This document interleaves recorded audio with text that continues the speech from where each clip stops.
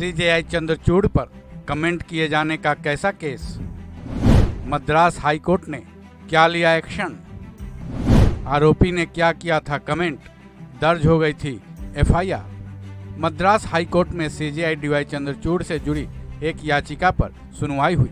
यह मामला सीजेआई चंद्रचूड़ पर कमेंट किए जाने का था। इस केस में आरोपी पर एफआईआर दर्ज हो चुकी थी, जिसमें कमेंट करने वाले आरोपी ने मद्रास हाईकोर्ट में याचिका डाली थी। ऐसे में सवाल ये है कि सीजेआई चंद्रचूड़ पर किसने कमेंट किया था और अपने कमेंट में उसने क्या बोला था।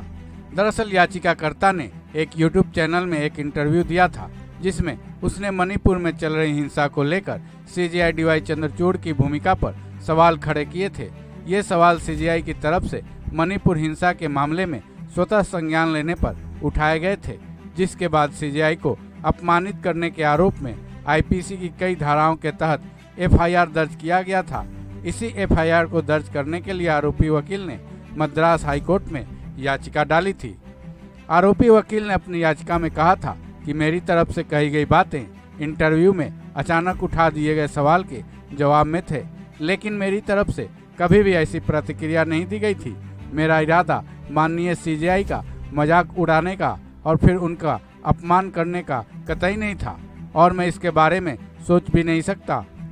मेरी तरफ से कही गई बातों को तोड़ मरोड़ कर पेश किया गया है, साथ ही उसकी गलत व्याख्या भी की गई है।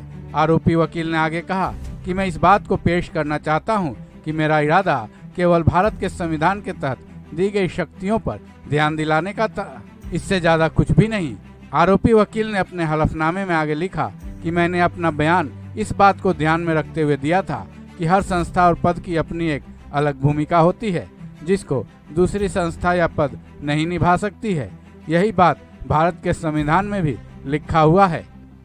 आरोपी वकील की याचिका को सुनने के बाद मद्रास हाईकोर्ट ने कहा कि हो सकता है याचिकाकर्ता सीजेआई के बारे में अपनी राय रख रहा हो और हद से आगे बढ़ गया हो।